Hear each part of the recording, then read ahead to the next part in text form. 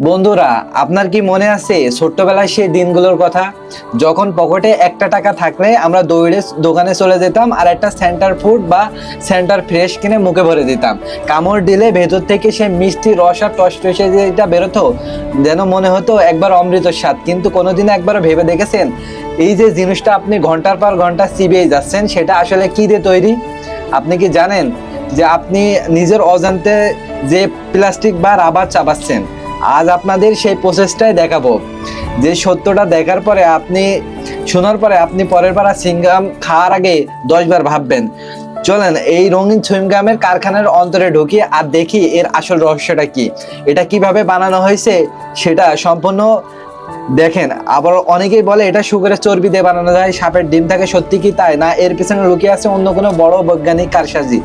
আজকের এই ভিডিওটা আপনারা দেখলেই বুঝতে পারবেন যে সুইংগাম শুরু থেকে শেষ পর্যন্ত কিভাবে বানায়। তো চলুন সম্পূর্ণ ভিডিওটা উপভোগ করি।